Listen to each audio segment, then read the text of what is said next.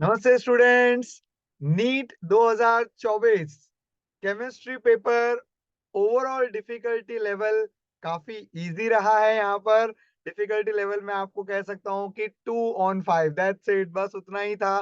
काफी इजी रहा। जो भी डिफिकल्ट वाले थोड़े से लेंथी कैलकुलेशन वाले क्वेश्चन थे, सारे के सारे सेक्शन बी के अंदर थे, और सेक्शन ए के अंदर मेजोरिटी क्वेश्चन सारे स्ट्रेट फॉरवर्ड क्वेश्चन थे। तो चलिए देखते हैं फटाफट से सारे क्वेश्चंस और उनके प्यारे प्यारे सॉल्यूशंस।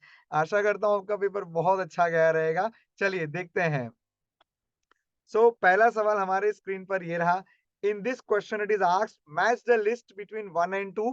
सवाल जो है वो थर्मोडायनामिक्स से है, और स्ट्रेट हमें यहाँ पर चार अलग अलग प्रोसेस के बारे में पूछा गया है। तो आइसोथर्मल प्रोसेस वो होता है जिसमें टेम्परेचर कांस्टेंट होता है, so it is carried out at constant temperature. Isochoric process जो है वो कांस्टेंट वॉल्यूम पे करवाया जाता है, so it is carried out at constant volume. Isobaric process जो है मतलब वो कांस्टेंट प्रेशर पे करवाए जाने वाला प्रोसेस है, तो यहाँ पर आएगा आइसोबारिक जो है वो कांस्टेंट प्रेशर के ऊपर होगा। और एडियाबेटिक प्रोसेस वो है जिसके अंदर जो है हीट का कोई एक्सचेंज नहीं होता है। तो इसके हिसाब से हम कह सकते हैं कि इसमें जो थर्ड वाला जो चॉइस है वो सबसे बेस्ट चॉइस यहाँ पर बैठ रहा है। ठीक है, सो this is a final answer for the given question. In this question, it is asked, arrange the following elements in the increasing order of first ionization enthalpy. Lithium, beryllium, boron, carbon, nitrogen, इसके हिसाब से आपको इसके अंदर लगाना था। Beryllium boron के अंदर हम जानते हैं कि यहाँ पर एक्सेप्शन आता है, तो बोरॉन बेरिलियम हो जाता है। Along the period ionisation enthalpy increase होती है, लेकिन बेरिलियम बोरॉन के अंदर कॉन्फ़िगरेशन की वजह से यहाँ पर एक्सेप्शन आता है। क्लासिफिकेशन मतलब पीरियोडिसिटी से आपका स्ट्रेट ये क्वेश्चन है। इसके हिसाब से this is the final answer for the given question.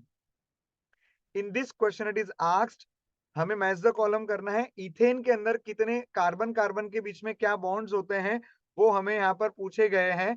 Ethane में कार्बन कार्बन यहाँ पर सिंगल सिग्मा बॉन्ड रहता है।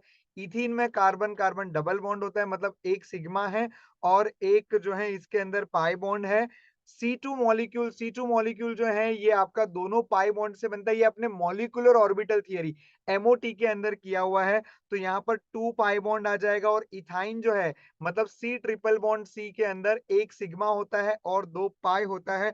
और इसके हिसाब से आपका जो 2 वाला चॉइस है वो यहाँ पर परफेक्ट बैठता है, and hence that is the final answer for the given question. In this question it is asked, Henry's law constant हमें दिए हुए हैं एबीसी के लिए। एक का है 145, दूसरे का 2 इंटू 10 की पावर -5, तीसरे का 35। सभी का किलो बार के अंदर ही दिया हुआ है।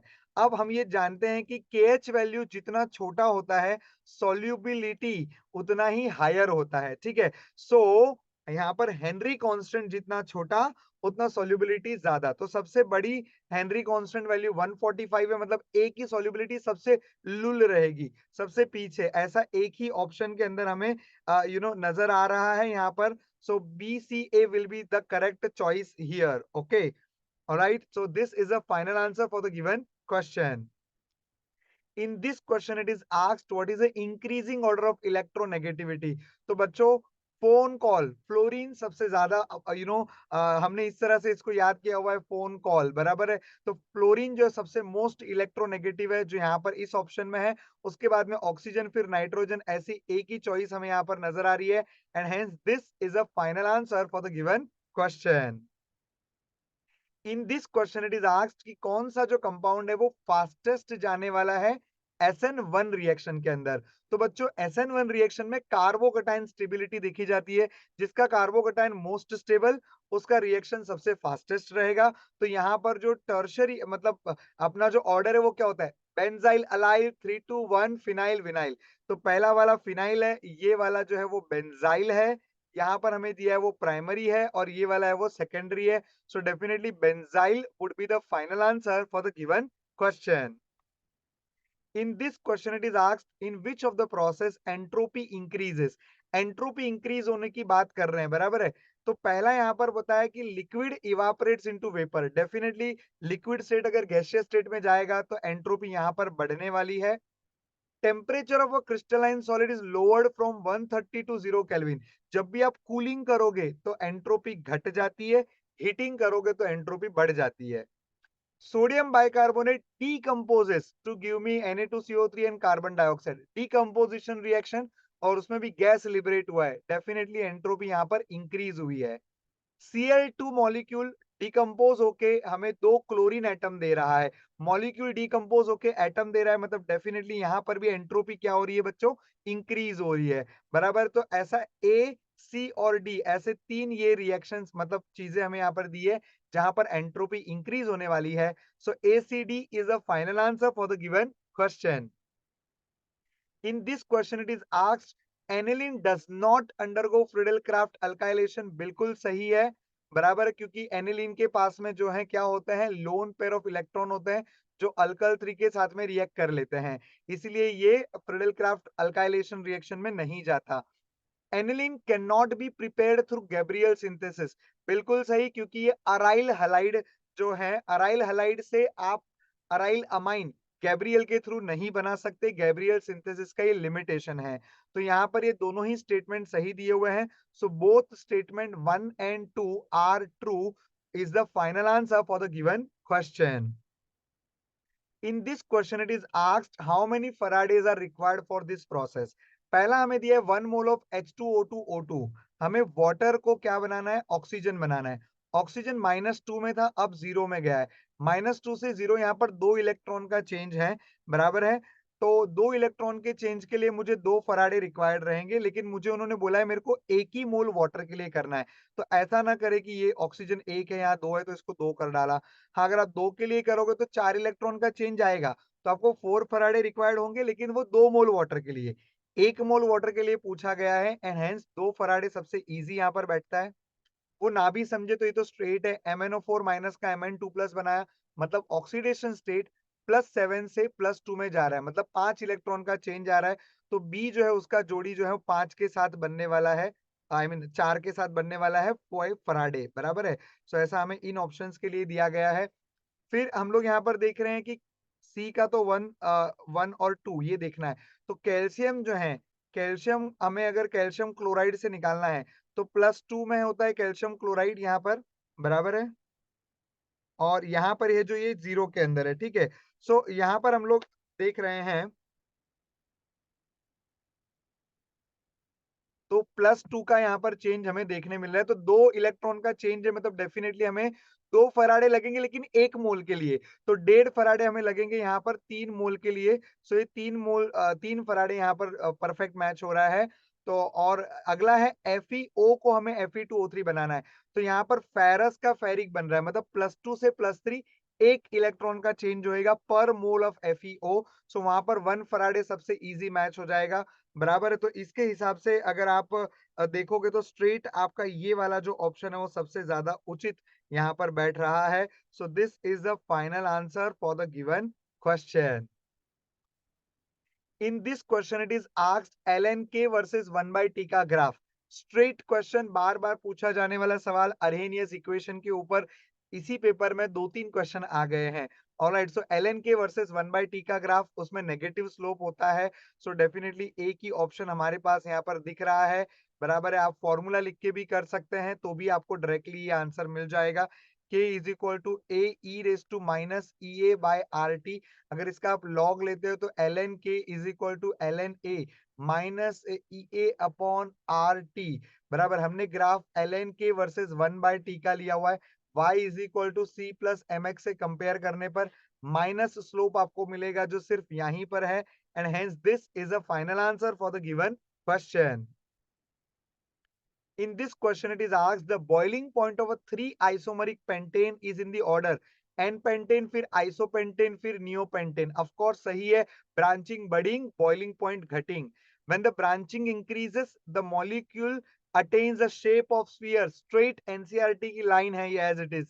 This results in the smaller surface area for the contact, due to which the intermolecular forces between the spherical molecules are weak and thereby lowering the boiling point as it is NCERT का straight statement है ये और दोनों ही बिल्कुल सही दिया हुआ है। ऐसा लगता है मानो असर्शन रीजनिंग चल रही है लेकिन हमें से पूछा है सही है या गलत है तो दोनों ही सही है। Statement 1 and 2 both are correct. यहाँ पर दोनों ही करेक्ट स्टेटमेंट माने जाएंगे।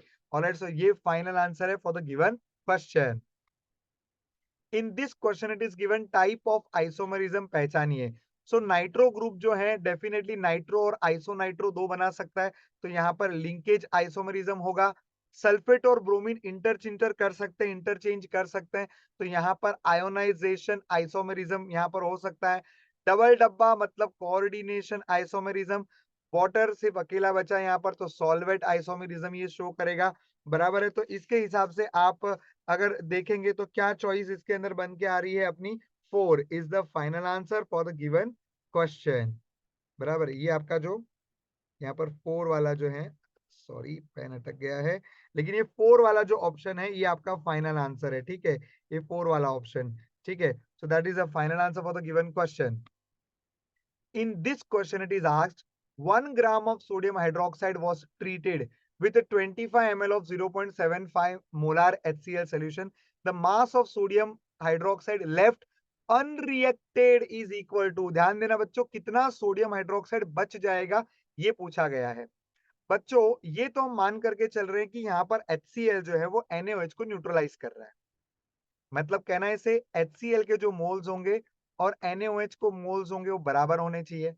तो सबसे पहले मैं HCl के मोल्स निकाल लेते हैं। ठीक है, concentration is equal to number of mole upon volume. Concentration मेरे को दे रखा है 0.75। नंबर ऑफ मोल्स जो है वो मुझे नहीं पता। वॉल्यूम जो मेरे को दिया है 25 ml बराबर है और इसको डिवाइड बाय अगर मैंने 1000 कर दिया सो नंबर ऑफ मोल हो जाएंगे 25 इंटू 75/100 अपॉन 1000। ठीक है, 25 4 जा बराबर है, ये 25 3 जा, ये हो जाएगा 24 4 जा बराबर है। तो इसको मैं ऐसा कर सकता हूँ, नंबर ऑफ मोल्स जो है वो मेरे कितने आ रहे हैं 3/160। ठीक है, ये इतने नंबर ऑफ मोल्स आ रहे हैं। अब ये जितने मोल्स इन लोगों के आए हैं HCl के आए हैं उतने ही मोल्स NaOH के होने चाहिए। बराबर है, तो सीधा सीधा हम लोग यहाँ पर कर देंगे नंबर ऑफ मोल्स मेरे NaOH के भी इतने ही मैं मान लेता हूँ। Now number of mole is equal to what, mass upon molar mass. बराबर है, तो नंबर ऑफ मोल्स मेरे 3/160 में ले लेता हूँ। वेट मुझे नहीं पता है। मोलर मास NaOH का 40 होता है। बराबर है, 0 0 कट 4 4 जार बराबर है। सो वेट कितना आ गया 3/4 दैट इज 0.75 ग्राम। बराबर है, सो 1 ग्राम में से 0.75 ग्राम न्यूट्रलाइज हो गया। तो बच क्या गया, बोला 0.25 ग्राम NaOH बच गया होगा जो कि नथिंग बट 250 मिलीग्राम माना जाएगा। सो 250 milligram is the final answer for the given question.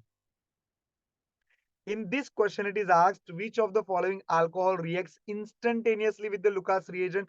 That has to be a tertiary alcohol. Straight tertiary alcohol यहाँ पर आया है, तो this is a final answer for the given question.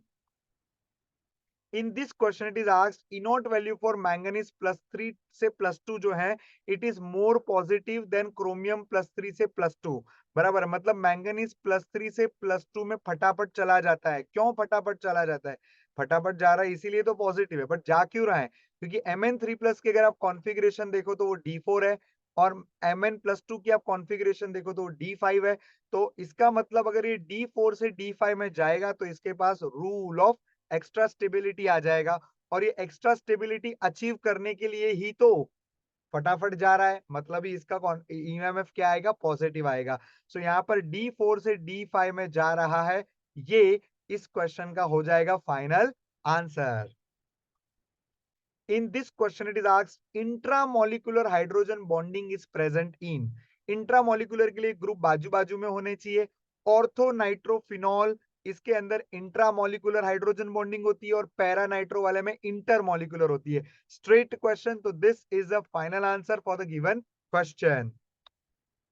In this question it is asked ammonia का shape क्या आएगा, तो ammonia का शेप आएगा definitely it has to be, आप हाफ विम का लगा सकते हैं, it is trigonal pyramidal. BRF5 is a square pyramidal. XeF4 is a square planar, SF6 is a octahedral। आप हाफ बीम का जो हम लोग VSEPR थियरी जो लगाते हैं, VSEPR थियरी करके ये क्वेश्चन को बड़ी आसानी से इसको सॉल्व किया जा सकता है। ठीक है, सो इसके अंदर 4 is the final answer for this given question. In this question, it is asked among the group 16, which one does not show -2 oxidation state? तो बच्चों जैसे जैसे पीरियोडिक टेबल में आप नीचे जाते हो, पी ब्लॉक के अंदर माइनस ऑक्सीडेशन स्टेट में जाने की टेंडेंसी कम हो जाती है। सो पोलोनियम जो कि मेटालिक कैरेक्टर शो करता है वो -2 में नहीं जाता है। तो स्ट्रेट यहाँ पर पोलोनियम जो -2 ऑक्सीडेशन स्टेट नहीं शो करता, एनसीईआरटी का straight statement, and polonium is the final answer for the given question. In this question, it is asked the boiling point of hydride of group 16 element follows the order H2O, H2T, H2C, H2S। बिल्कुल perfect order है। Down the group अगर आप जाओगे, oxygen, sulphur, selenium, tellurium, तो जैसे जैसे वजन बढ़ते जाएगा वैसे वैसे मोलार मास जितना ज्यादा उतना बॉइलिंग पॉइंट ज्यादा। तो सबसे कम वाटर का होना चाहिए था, लेकिन वाटर में स्ट्रॉन्ग इंटरमोलिकुलर हाइड्रोजन बॉन्डिंग होती है जिसके चलते उसका बॉइलिंग पॉइंट सबसे ज्यादा होता है। तो ऑर्डर क्या आना चाहिए था? H2T, H2C, H2S, then H2O सबसे लास्ट होना चाहिए था, लेकिन H2O जो है वो आपका सबसे आगे आ जाता है, बराबर, for the obvious reason of intermolecular hydrogen bonding, जो कि यहाँ पर दिया हुआ एक्सटेंसिव हाइड्रोजन बॉन्डिंग। अगेन जैसे मैंने कहा था कि असर्शन रीजनिंग चल रही हो वैसा लग रहा है, लेकिन यहाँ से पूछा है स्टेटमेंट सही है या गलत है। So both the statement 1 and 2 are true here. In this question, it is asked spin only magnetic moment is the same for which of the following ions? तो इसमें आप ये चेक कर सकते हो कि इसके पास कितने अनपेड इलेक्ट्रॉन है। टाइटेनियम +3 में होगा तो D1 आएगा, क्रोमियम +2 में रहेगा तो D4 इसके अंदर हो जाएगा, बराबर है। और फिर इसके अंदर Fe+2 को आप देखो तो D6 हो जाएगा, लेकिन इसके पास में भी जो है आपके हमें अनपेड इलेक्ट्रॉन काउंट करने हैं। यस, तो मैंगनीज +2 के अंदर D5 कॉन्फ़िगरेशन है, स्कैंडियम +3 0, क्रोमियम जो है वो 24 नंबर पर है, राइट। उसमें +2 चले गए तो D4 बिल्कुल सही है। Fe जो है वो 26 नंबर पर है, तो उसका S2D6 होता है, 2 चले गए तो D6 कॉन्फ़िगरेशन। तो D4 के अंदर जो है हमारे पास में 4 अनपेड होते हैं और D6 1 2 3 4 5 और 6, तो अगेन यहाँ पर भी 4 अनपेड इलेक्ट्रॉन होते हैं। सो ये दोनों के अंदर 4 अनपेड इलेक्ट्रॉन, तो बी और डी ये हमारी यहाँ पर बेस्ट चॉइस बनती है। तो B and D is the final answer for the given question. In this question, it is asked the reagent with which glucose does not react, बराबर है। तो कौन के साथ में नहीं? टोलन रिएजेंट टेस्ट तो देता है क्योंकि उसमें एल्डिहाइड ग्रुप है। स्किप रिएजेंट नहीं देता। साइक्लिक स्ट्रक्चर में जब हमने पढ़ा था बायोमोलिक्यूल्स में कि भाई ग्लूकोज का साइक्लिक स्ट्रक्चर होता है, ऐसा हमने सोचा भी क्यों? क्योंकि वो स्किप रिएजेंट टेस्ट नहीं देता है, 2,4 डीएनपी टेस्ट नहीं देता है, सोडियम बाइसल्फाइड के साथ में टेस्ट नहीं देता है, और 2 अलग-अलग क्रिस्टल बनते हैं। ये 4 कारण बताए गए थे और इसमें से यहाँ पर ये 2 चीज हम यहाँ पर देख रहे हैं। बाकी हाइड्रोजन साइनाइड और हाइड्रोक्सिल अमाइन के साथ तो ग्लूकोज हमारा रिएक्ट करता ही है। तो स्किप रिएजेंट और ई, बी एंड ई, ये दोनों के साथ में ग्लूकोज नहीं रिएक्ट करता, जो उसके साइक्लिक स्ट्रक्चर को प्रूव करता है, सपोर्ट करता है। ठीक है, तो B and E will be the final answer for the given question. In this question it is asked कि कोबाल्ट का ये कॉम्प्लेक्स और ये कॉम्प्लेक्स ऑक्टाहेड्रल है, डेफिनेटली, क्योंकि उनका कोऑर्डिनेशन नंबर 6 है तो ऑक्टाहेड्रल ही आने वाला है। But they differ in their magnetic behaviour, जरूर डिफर करेगा, क्योंकि ammonia is a strong field ligand, fluoride is a weak field ligand. और जो स्ट्रॉन्ग फील्ड रहेगा वो इनवर्ड पेयरिंग कराएगा तो वो डायमैग्नेटिक बन जाएगा। फ्लोराइड है वो पेयरिंग नहीं कराता है, वो तो पैरामैग्नेटिक लगता है। अगेन ये भी स्टेटमेंट 1 2 है, असर्शन रीजन जैसा लग रहा है, लेकिन बिल्कुल दोनों ही स्टेटमेंट सही है। So both the statements are true here, both the statements are true. Okay, so this is a final answer for the given question. In this question, it is asked most stable carbocation among the following. All right, so benzyl allyl 3,2,1 phenyl vinyl. तो ये हमारा secondary carbocation है, ये primary है, ये tertiary है, ये secondary है। सो सीधी सरल सीधी बात, नो बकवास, tertiary is the most stable carbocation here. Okay, so this is a final answer for the given question. In this question it is asked Fehling solution A में क्या होता है? Is it alkaline copper sulfate? No, it is a aqueous copper sulfate। और हम लोग Rochelle salt, alkaline solution of sodium potassium tartrate जो ये दिया है, ये हमारा फेलिंग बी होता है जो अलग से उसमें मिक्स करते हैं इक्वल क्वांटिटी में। ठीक है, so aqueous copper sulphate is a final answer for the given question. In this question, it is asked in which of the following equilibria Kp and Kc are not equal. जब दोनों बाजू moles अलग अलग होंगे तो वो अलग अलग आएगा। जैसे फॉर्मूला है Kp is equal to Kc RT raise to delta n बराबर। अगर डेल्टा एन क्या होता है, it is the number of product moles minus number of reactant moles. अगर प्रोडक्ट और रिएक्टेंट दोनों के मोल्स इक्वल है तो ऑब्वियसली दोनों का डिफरेंस जीरो आ जाएगा। तो RT रेस टू जीरो अगर हो जाएगा तो anything raise to zero is one, तो वो केस में Kp Kc इक्वल आता है। यहाँ पर अगर हम लोग देखें तो 2 मोल रिएक्टेंट में है, 2 मोल प्रोडक्ट में है, 2 मोल रिएक्टेंट में है, 2 मोल प्रोडक्ट में है, 2 मोल रिएक्टेंट में है, 2 मोल प्रोडक्ट में है। सिर्फ ये अकेला ही चपड़गंजू है जहां पर 1 मोल रिएक्टेंट में है, 2 मोल प्रोडक्ट में, मतलब यहाँ पर मोल्स अलग अलग है तो उनका Kp Kc भी अलग अलग आएगा। Hence this is the final answer for the given question. In this question it is asked ये रिएक्टेंट कैसे होएगा, तो डेफिनेटली डबल बॉन्ड को तोड़ करके आप अगर कीटोन बनाते हैं तो आप ये ओजोनोलाइसिस करा रहे हैं। बेंजीन में अगर आपने ये बेंजोइलेशन जब करोगे, फ्रिडल क्राफ्ट असाइलेशन करोगे तभी ये बनेगा। सो ये होगा आपका फ्रिडल क्राफ्ट असाइलेशन। अल्कोहल को कीटोन बनाना है तो हमारे पास दोनों ऑप्शन है, कमिनो 4 भी चले, CrO3 भी चले। लेकिन डी वाला जो ऑप्शन है मैं बता रहा है कि CH2CH3 को मुझे COOK कराना है, मतलब ये हो गया साइड चेन ऑक्सीडेशन। तो साइड चेन ऑक्सीडेशन बच्चों कमिनो 4 से होएगा और ये जो आपका अल्कोहल है उसका जो कीटोन है वो आप CrO3 से करा सकते हैं। सो इसके हिसाब से आपका जो सही मैच बनता है वो है ये वाला। ठीक है, alright, so this is a final answer for the given question. In this question, it is asked which compound has a two tertiary carbon atom।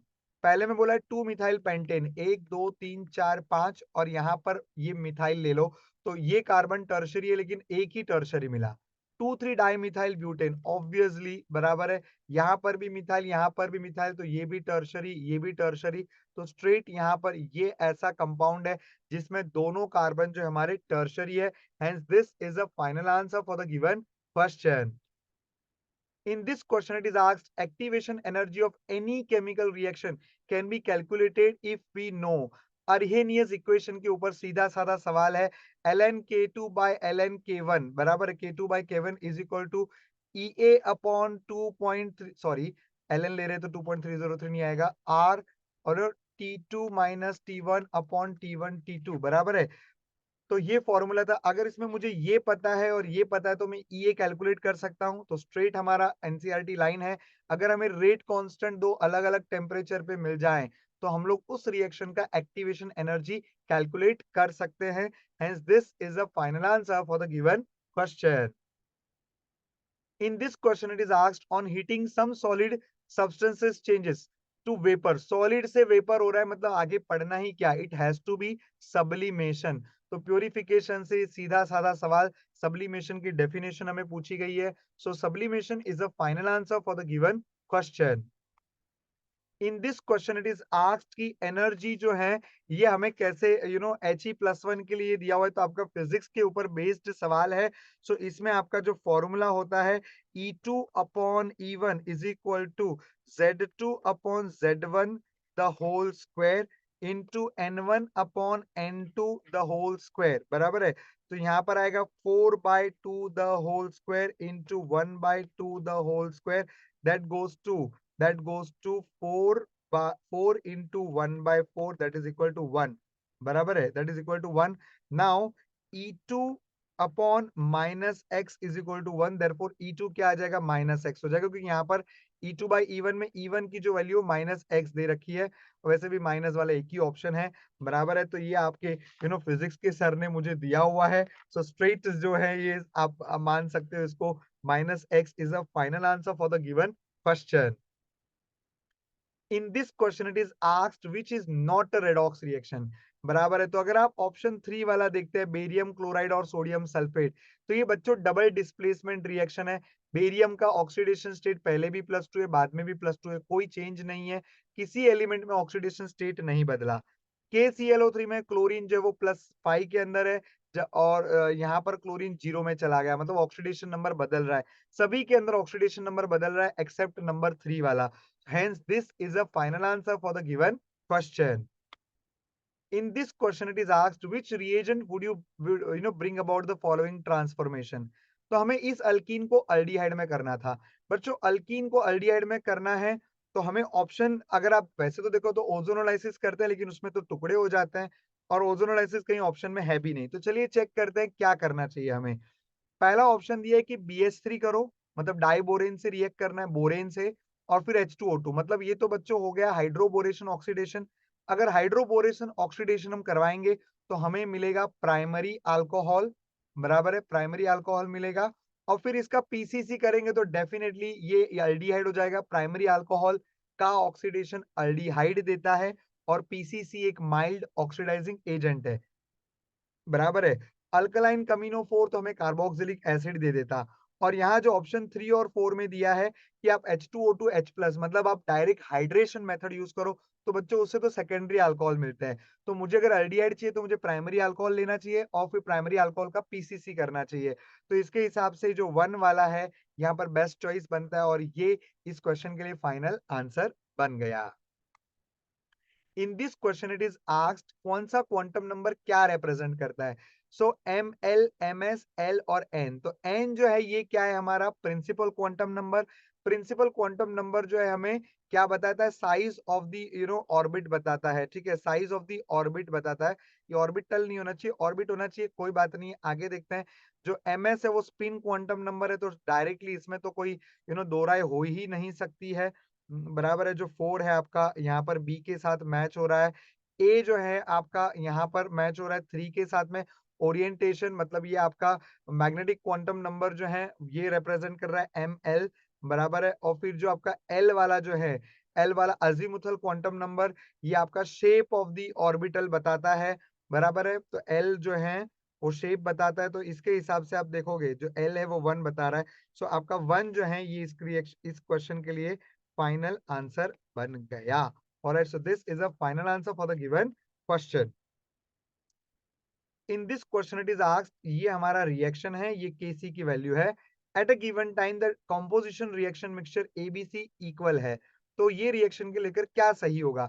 Definitely अगर ABC तीनों का कॉन्सेंट्रेशन सही है तो हमने पहले तो मतलब पूछा है कि रिएक्शन फॉरवर्ड में जाएगा, बैकवर्ड में जाएगा, फॉरवर्ड में जाएगा कि इक्विलिब्रियम पे, मतलब हमें क्यूसी देखना होगा। अगर क्यूसी और केसी बराबर है तो इक्विलिब्रियम पे होगा, अगर क्यूसी ज्यादा है तो बैकवर्ड मारेगा, अगर क्यूसी कम है तो फॉरवर्ड मारेगा। ठीक है, तो ये बेसिक सा फंडा हम जानते हैं। तो let us calculate QC. QC क्या होता है, concentration of B into concentration of C upon concentration of A का स्क्वायर। तो क्यूसी जो है ये क्या हो गया, बी का कॉन्सेंट्रेशन कितना दे रखा है 2 इंटू 10⁻⁻3। सी का कॉन्सेंट्रेशन कितना है 2 इंटू 10⁻⁻3 अपॉन ए का कॉन्सेंट्रेशन 2 इंटू 10⁻⁻3 का स्क्वायर। ऑफ कोर्स सारी चीजें कैंसिल हो गई, मेरा आंसर आ गया 1। तो क्यूसी का वैल्यू जो वो 1 आ रहा है।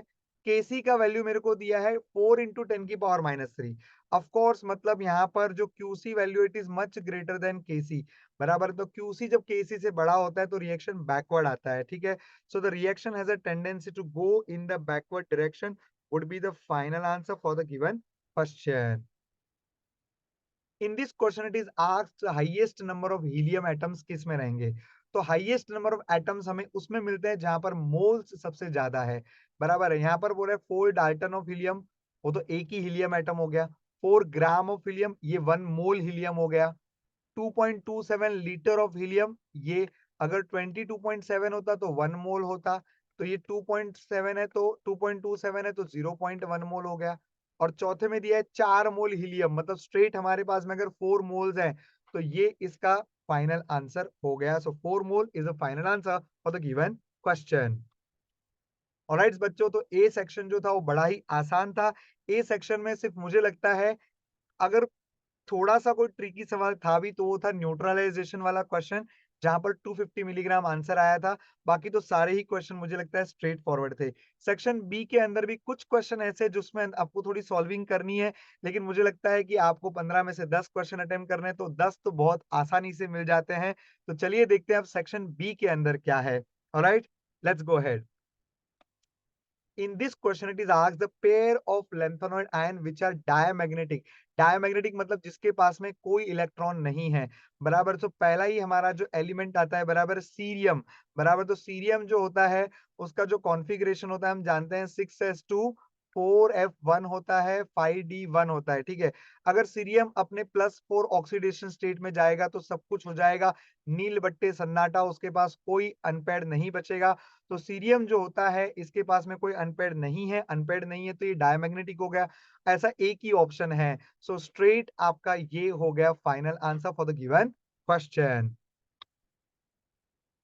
The product A and B obtained in the following reaction respectively are। यहाँ पूछा गया कि अल्कोहल को PCl3 से ट्रीट करोगे तो क्या मिलेगा, तो डेफिनेटली H3PO3 मिलता है।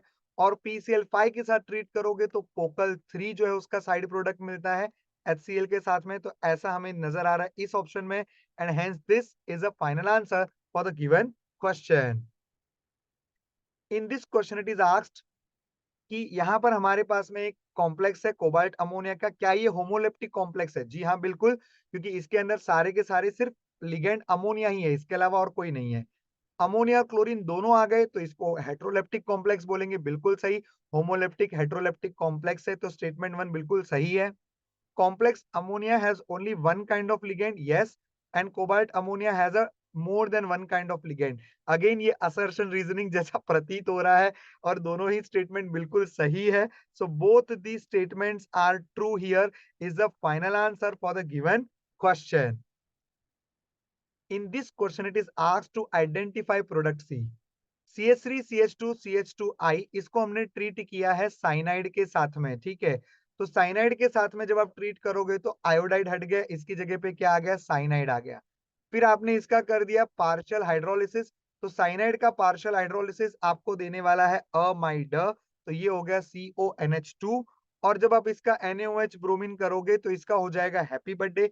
हैप्पी बर्थडे जब होता है तो एक कार्बन लुला जाएगा, तो वापस से हमारे पास जो 4 कार्बन बने थे उसका 3 हो जाएगा। और ऐसा सिर्फ एक ही ऑप्शन में आपको नजर आ रहा है जहां पर 3 कार्बन हो। सो this is a final answer for the given question. In this question, it is asked the work done during the reversible isothermal process। Isothermal process में एक्सपांशन हो रहा है। बच्चों एक्सपांशन का वर्क डन नेगेटिव होता है, एक ही ऑप्शन है वैसा। फिर भी अगर आप W is equal to W max का फॉर्मूला लगेगा क्योंकि रिवर्सिबल वर्क यहाँ पर दिया हुआ है, ठीक है। तो यहाँ पर W max is equal to 2.303 NRT log of P1 upon P2, क्योंकि प्रेशर अपने को दिया है, ठीक है। तो -2.303 NRT log of P1 bye P2, ये फॉर्मूला हम लोग लगाएंगे। R की वैल्यू ध्यान रहे हमें 2 कैलोरी पुट करनी रहेगी। ये पुट करके अगर हम आंसर निकालेंगे तो -413.14 कैलोरीज, ये बिल्कुल सही आंसर आ जाएगा इसका, ठीक है। So this will be the final answer for the given question. In this question it is asked identify the correct answer। Correct वाला स्टेटमेंट ढूंढना है। BF3 has a non zero dipole moment। बच्चों BF3 का जो shape है वो होता है ट्राइगोनल प्लेनर, जहां पर सारे ही डाइपोल मोमेंट एक दूसरे को कट आउट कर देंगे। रेगुलर शेप का डाइपोल मोमेंट हमेशा जीरो आता है, तो BF3 straight example, zero dipole moment होना चाहिए था, तो ये स्टेटमेंट बिल्कुल गलत है। Dipole moment of NH3 is greater than NH3, जी नहीं। एनसीईआरटी में हमने कई बार किया हुआ स्टेटमेंट है कि अमोनिया का डाइपोल मोमेंट यहाँ पर ज्यादा होता है, बराबर। हमने वेक्टर करके इसको वेक्टर्स बना करके उसका पूरा देखा हुआ है, तो ये स्टेटमेंट भी गलत है। 3 canonical forms are drawn for carbonate ion, बिल्कुल सही। कार्बोनेट का जो स्ट्रक्चर होता है वो ऐसा होता है, और डबल बॉन्ड ये तीनों पोजीशन के अंदर रेजोनेट करेगा, तो उसके हिसाब से 3 इसके कैनोनिकल स्ट्रक्चर्स बनते हैं, बिल्कुल सही है। 3 resonance structures are drawn for ozone, बिल्कुल गलत। ओजोन के सिर्फ 2 ही रेजोनेटिंग स्ट्रक्चर्स बनते हैं, O double bond O coordinate O, और दूसरा बनेगा O कोऑर्डिनेट O और इस तरफ डबल बॉन्ड O। तो ये स्टेटमेंट जो है वो गलत है। तो एक ही सही स्टेटमेंट हमें यहाँ पर नजर आ रहा है, जो कि final answer for the given question. Alright, in this question it is asked, हमारे पास में एक अल्कीन दिया हुआ है और ये अल्कीन है साइक्लोहेक्साइल, डाइसाइक्लोहेक्साइल है, और बीच में हमारे पास में क्या है, इथीन है, ठीक है, बराबर है। और इसका बोला है कमीनो 4 करना है, तो कमीनो 4 करोगे तो डेफिनेटली डबल बॉन्ड को तोड़ो, डबल बॉन्ड हो जोड़ो। और क्योंकि कमीनो 4 है ये अल्डिहाइड पे रुकेगा नहीं, अल्डिहाइड को क्या बना देगा, ये कार्बोक्सिलिक एसिड बना देगा, ठीक है। सो कार्बोक्सिलिक एसिड अगर हम बना देते हैं तो ये हो जाएगा cyclohexyl carboxylic acid, cyclohexane carboxylic acid will be the final answer for the given question. अगर ये अल्कलाइन कमिनोफोर होता तो ग्लाइकोल आंसर आता, बट यहाँ पर एसिडिक कमिनोफोर है तो ये बिल्कुल सही आंसर है। In this question, it is asked during the preparation of Mohr salt, ferrous ammonium sulfate, which of the following acid is added to prevent hydrolysis? Straight dilute sulfuric acid डाला जाता है, क्योंकि अगर आप concentrated sulfuric acid डालोगे, बच्चों concentrated sulfuric acid oxidising agent है जो फेरस को फेरिक बना देता है। ऑलराइट, तो ये आपका प्रैक्टिकल केमिस्ट्री से स्ट्रेट क्वेश्चन है, बराबर है। तो इसके अंदर आप फेरस को फेरिक बनने नहीं देना चाहोगे, क्योंकि आपको जो बनाना है वो मोहर सॉल्ट है, और मोहर सॉल्ट के अंदर जो है फेरस सॉल्ट आपको बनाना होता है। इसके लिए कॉन्सेंट्रेटेड ज्यादा सल्फ्यूरिक एसिड नहीं डालना है भावुक होकर के। सो इसलिए 3 वाला जो बिल्कुल सही आंसर है for the given question. In this question it is asked जो कटायन है वो कौन से ग्रुप को बिलोंग कर रहा है, उसके ऑर्डर में हमें इसको लगाना है। सो डेफिनेटली जो कॉपर है आपका ग्रुप 2 को बिलोंग करता है, एल्यूमिनियम है वो ग्रुप 3 को बिलोंग करता है, कोबाल्ट प्लस 2 वो ग्रुप 4 को बिलोंग करता है, निकोमंजन। मतलब आपका जो कटायन का टेबल है, सिर्फ टेबल अगर आपको पता है तो भी आप ये कर सकते हो, ये 5 को बिलोंग करता है, और मैंगनीज जो मैग्नीशियम जो है वो ग्रुप नंबर 6 को बिलोंग करता है, ठीक है। सबसे पहले कौन आएगा, बी, और सबसे लास्ट में कौन आएगा, ई। तो ये तो दोनों में है। इसके बाद में क्या आने वाला है, बी के बाद में ए आने वाला है, बिल्कुल। उसके बाद में डी आएगा, सी आएगा, तो बी ए डी सी ई बराबर है। This is a final answer for the given question. Qualitative group analysis, सिर्फ सॉल्ट एनालिसिस का कटायन का सिर्फ ग्रुप पहचानना था, that's it. In this question it is asked consider the following reaction, बराबर है। देखिए अभी एक क्वेश्चन देखकर ही समझ में आ रहा है कि इसमें थोड़ा सा एक लेंथी कैलकुलेशन होने वाला है, और ये आपका सेक्शन बी से पूछा गया सवाल है। तो मैं तो चाहूंगा इस क्वेश्चन को स्किप किया जाए, बराबर है। बाकी अगर आप अल्फा ढूंढना चाहते हो तो नॉर्मल जो आप अप्रोच केसी वाला वैल्यू पहले आपको ढूंढना पड़ेगा, फिर आप उसका डिग्री ऑफ डिसोसिएशन अल्फा ढूंढ सकते हैं। बट ये कॉम्प्लिकेटेड क्वेश्चन में हमें जाना ही क्यों है when we have other options. Alright, so let me go ahead with the next one. In this question, it is asked mass in the gram of copper deposited by passing 9.6487 current and मतलब यहाँ पर copper deposition की बात चल रही है, Faraday law का formula लगेगा। Weight of substance deposited is equal to I into T upon 96500 into mole ratio into molar mass, ठीक है। कॉपर का molar mass 63.5, mole ratio copper का 1/2, करंट मेरे को दिया हुआ है 9.64 वॉट एवर इट इज, तो मैं इसको 9.65 यहाँ पर ले रहा हूँ। टाइम मेरे को दिया है 100 मिनट या सेकंड, सेकंड्स दिया हुआ है। वेरी गुड, 0 0 में हीरो हीरो कट हो गया, 965 कट, नीचे 100 बचा, 2 और ये कट होके क्या बचेगा 31 पॉइंट वट एवर 25, 100 से डिवाइड करोगे तो 0.3125 जो भी है वैसा कुछ आंसर आना चाहिए। So this 0.3 would be the final answer for the given question. In this question, it is asked the plot of osmotic pressure pi versus concentration. बराबर है, तो बच्चों ऑस्मोटिक प्रेशर का क्या फॉर्मूला है, pi is equal to CRT. Now they are saying कि हमने graph लिया है पाई वर्सेस कॉन्सेंट्रेशन का, तो ये ग्राफ रिजेंबल करता है y is equal to m x को। तो मैं अगर ऐसा कहता हूं मैंने y वर्सेस x ये ग्राफ लिया, तो मेरा जो स्लोप है वो क्या आ रहा है, आर टी आएगा, जो मेरा स्लोप है वो आर टी है। अब उन्होंने मेरे को दे रखा है स्लोप की जो वैल्यू है, स्लोप की जो वैल्यू है वो 25.73 लीटर बार पर मोल। सो स्लोप की वैल्यू 25.73 है।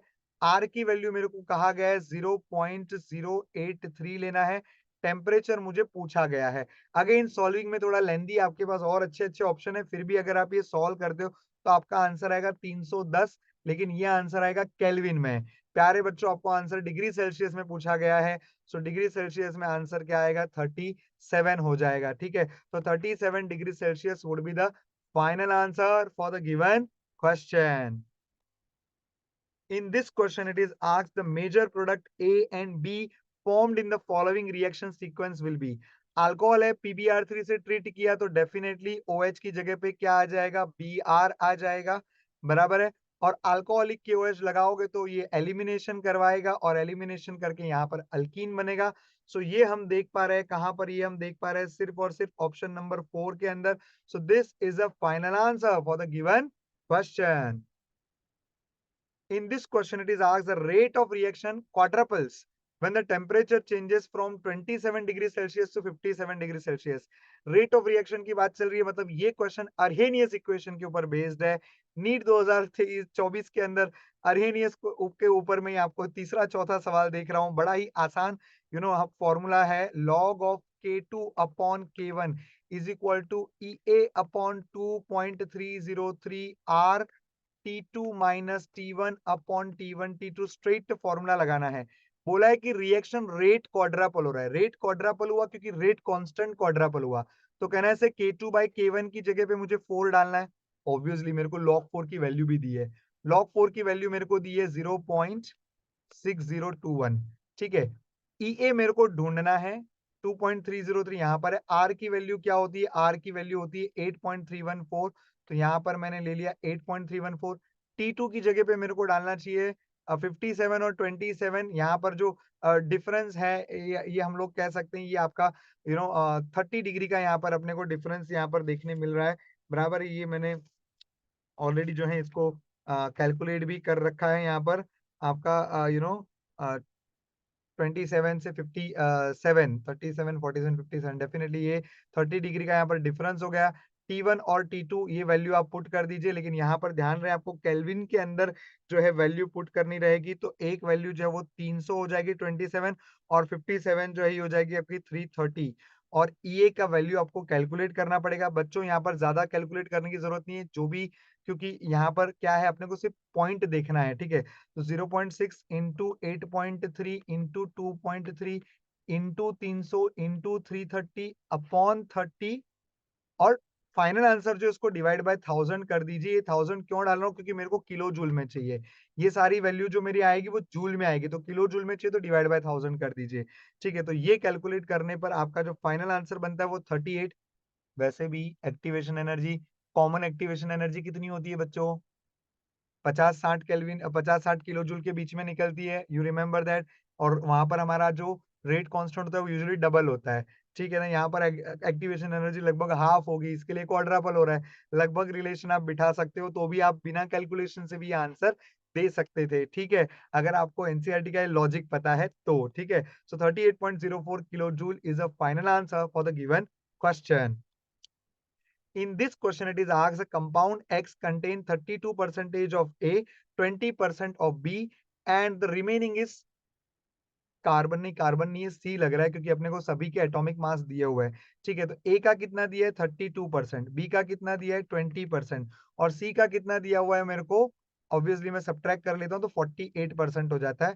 मान लीजिए 100 ग्राम के कंपाउंड में 32 ग्राम ए है, बी कितना हो जाएगा? 20 ग्राम हो जाएगा, सी कितना हो जाएगा? 48 ग्राम होगा। मेथड क्या है? इनको उनके एटॉमिक मास से डिवाइड करो। तो 32 divided by 64, 20 divided by 40 and 48 divided by 32। सो ये हो गया हाफ, ये हो गया हाफ, ये हो गया 3/2। 16 दूनी 32, 7 16 3 जार 48 बराबर है। तो ये रेशियो निकल के आ रहा है। ए भी आपका हाफ होगा, बी हाफ होगा और सी जो है वो 3/2 होगा।